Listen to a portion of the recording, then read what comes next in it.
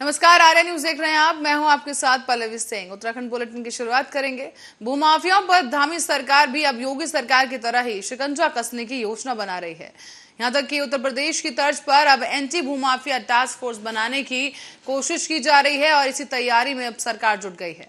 दरअसल गृह विभाग ने पुलिस से उत्तर प्रदेश की व्यवस्था को देखते हुए एक ड्राफ्ट मांगा है और फोर्स गठित होने के बाद भूमाफिया के नाम से घोषित होने के साथ साथ उनकी अवैध संपत्ति को भी जब्त और नष्ट किया जा सकेगा।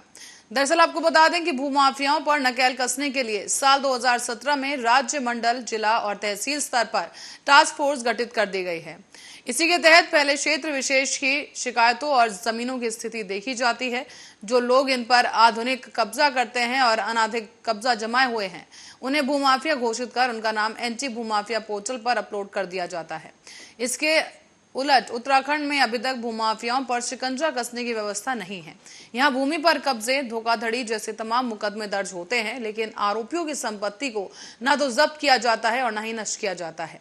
लेकिन अब हाल ही में यशपाल तोमर गिरोह के नाम कारनामे सामने आए हैं, जिसके बाद यहाँ भी इसी तरह की जरूरत पैदा हो गई है और अब जल्द ही उत्तर प्रदेश की तरह ही उत्तराखंड में भी ऐसी कार्रवाई देखने को मिल सकती है।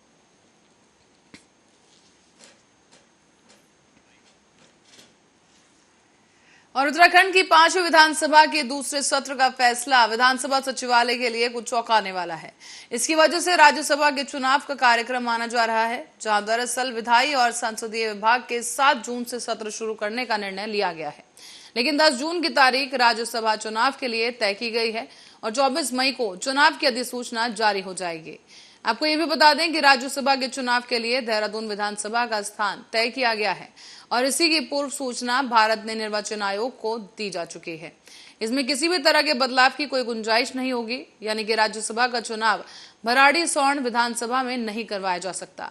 हालांकि विधानसभा में मजबूत संख्या बल होने से सत्तारूढ़ भाजपा को चुनावी डगर बेहद आसान नजर आ रही है। लेकिन अगर किसी सदस्य ने चुनाव लड़ने की जिद पकड़ ली तो राज्यसभा के लिए मतदान की नौबत आ सकती है। हालांकि ऐसी स्थिति में विधानसभा के सभी सदस्यों को गैरसौंड से देहरादून आना होगा।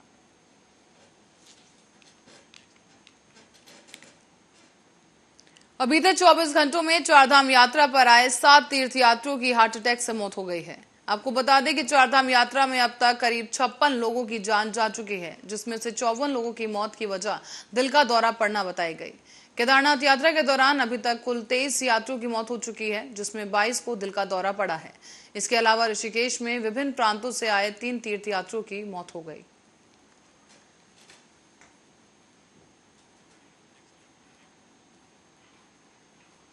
और केदारनाथ धाम में बीते दिनों एक वीडियो वायरल हुआ, जहां आपको बता दें कि इस वीडियो में एक श्रद्धालु अपने कुत्ते के साथ भगवान नंदी की पूजा करता नजर आ रहा है।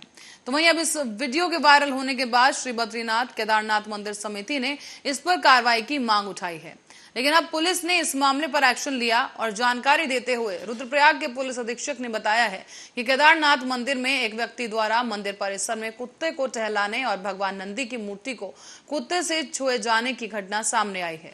इसके संबंध में पुलिस अब जांच कर रही है।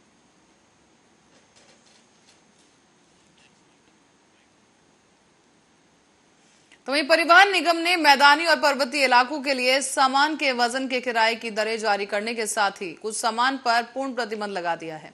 आपको बता दें कि नए आदेश के अनुसार यात्री अब रोडवेज बस में इन सामानों को अपने साथ नहीं ले जा सकेंगे। तो वहीं प्रदेश के मैदानी इलाकों में रोडवेज बस के यात्री अपने साथ केवल 20 किलो और पर्वतीय मार्गों पर 25 किलो का सामान निःशुल्क ले जा सकेंगे। लेकिन इसके अधिक वजन होने पर उन्हें सामान के वजन के हिसाब से अतिरिक्त किराया देना होगा। इसके लिए परिवहन निगम ने सामान के वजन के किराए की दरें भी जारी कर दी हैं।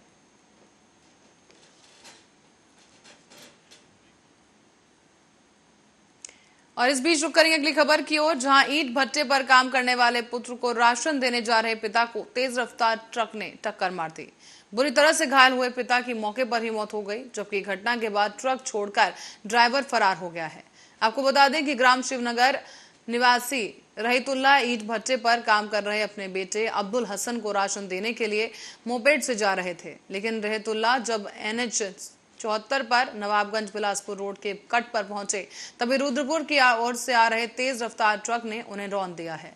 सूचना पर पहुंची पुलिस और राहगीरों की मदद से रहीतुल्लाह को गदरपुर अस्पताल ले जाया गया, जहां डॉक्टर्स ने उन्हें मृत घोषित कर दिया।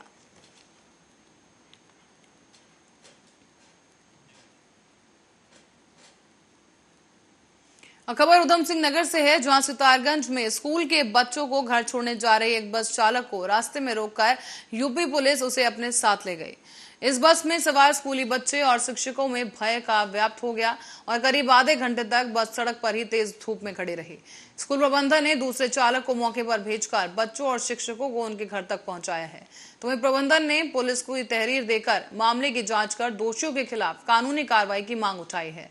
दरअसल ये खबर है शनिवार की, जब नगर स्कॉलर्स वैली इंटरनेशनल स्कूल के सदस्य पलविंदर सिंह ने कोतवाली में तहरीर देकर बताया कि उनके स्कूल की बस दोपहर करीब 2 बजे छुट्टी होने पर 30 बच्चों और एक शिक्षिका और परिचालक को लेकर मुड़िया थाना बेहड़ी के लिए निकली थी। चालक आमखेड़ा पिपलिया निवासी पलविंदर सिंह बस लेकर एनएच पर बरी गुरुद्वारे के पास पहुंचा, तो वहीं पर यूपी पुलिस के कर्मियों ने बस रोक ली और बिना किसी जानकारी के चालक को नीचे खींच लिया गया। इसके बाद अपनी गाड़ी में बैठाकर ले गए।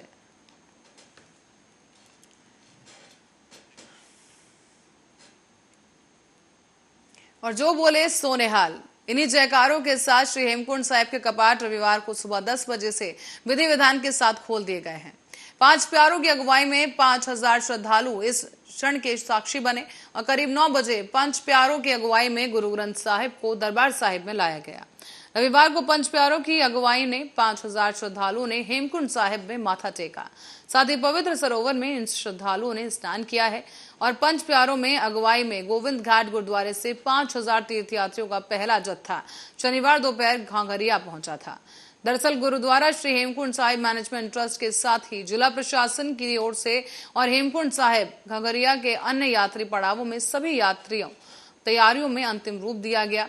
और आपको बता दें कि इस दौरान गोविंद घाट गुरुद्वारे में सुबह करीब 9 बजे ही पंजाब से पहुंचे बैंड की धुनों के साथ पंच प्यारों की अगुवाई में जो बोले सोनेहाल के जय घोष के साथ श्रद्धालुओं ने अलकनंदा के जल से आचमन किया और इसके बाद तीर्थयात्रियों का जत्था हेमकुंड साहिब के लिए रवाना हुआ। हेमकुंड साहिब ट्रस्ट के उपाध्यक्ष नरेंद्रजीत बिंद्रा ने बताया है कि गुरुद्वारे में पंच प्यारों और तीर्थयात्रियों को दुपट्टा भेजकर घाघरिया के लिए रवाना किया गया।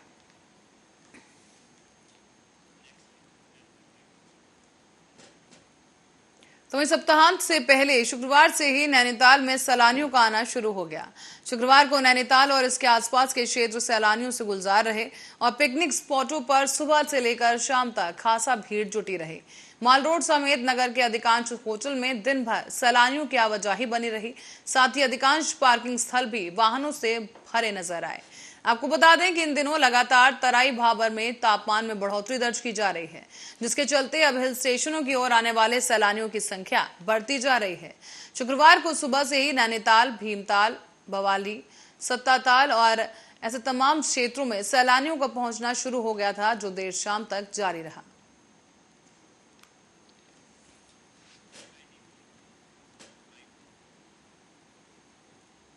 भारतीय नौसेना की ताकत अब और भी ज्यादा बढ़ने वाली है, क्योंकि वैज्ञानिकों को निरंतर प्रयास के बीच एक और मिसाइल का प्रशिक्षण पूरा कर लिया गया है, जो कि अब भारतीय नौसेना का हिस्सा बनने जा रही है। देखिए ये खास रिपोर्ट।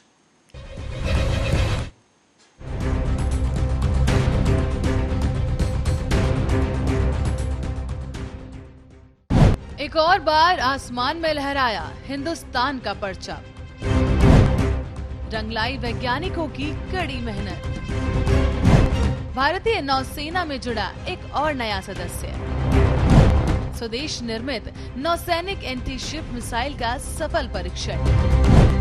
आज भारत तरक्की के नए आयाम तय कर रहा है।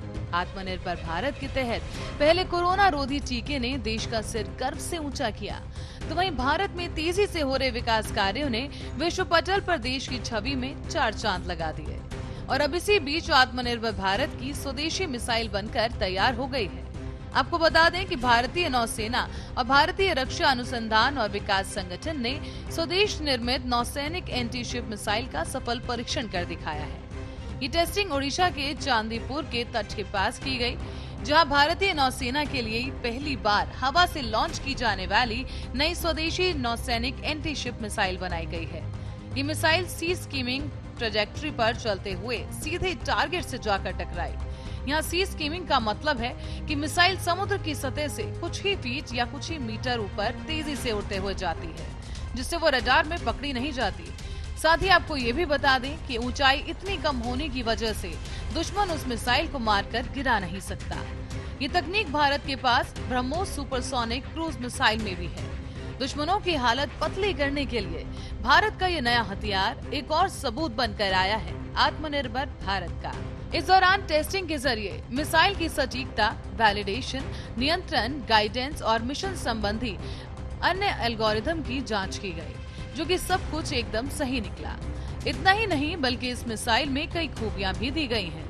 मिसाइल के रास्ते में लगाए गए सेंसर्स ने मिसाइल की ट्रेजेक्टरी और सभी एविडेंस को सही से कैप्चर किया। ये मिसाइल नौसैनिक हेलीकॉप्टर्स पर लगाई जाएगी और फिलहाल इसकी लॉन्चिंग सी किंग 42B हेलीकॉप्टर से की गई है।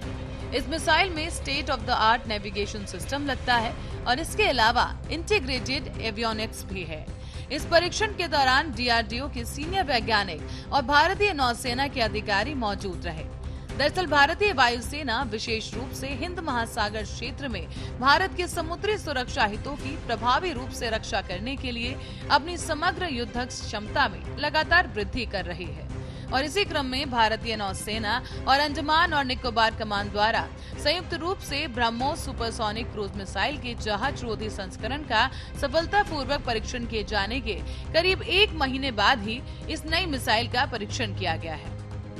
आपको ये भी बता दें कि रक्षा मंत्री राजनाथ सिंह ने भारतीय नौसेना के 2 अग्रिम पंक्ति के युद्धपोतों INS सूरत और युद्धपोत INS उदयगिरी को मुंबई में मंचगांव डाक लिमिटेड में लॉन्च किया था। INS सूरत P-15B क्लास का चौथा गाइडेड मिसाइल से लैस विध्वंसक पोत है, जबकि INS उदयगिरी P-17A श्रेणी का दूसरा स्टिल्थ फ्रिगेट है और अब स्वदेश निर्मित नौसैनिक एंटी शिप मिसाइल का सफल परीक्षण कर लिया गया है, जो भारतवासियों के लिए गर्व की बात है। तो वहीं रक्षा मंत्री राजनाथ सिंह ने भी इस सफलता पर DRDO और इंडियन नेवी के अधिकारियों को बधाई दी है। आने वाले दिनों में भारत में युद्धक क्षमता में वृद्धि के और भी परीक्षण देखने को मिल सकते हैं। Special report, Arya news.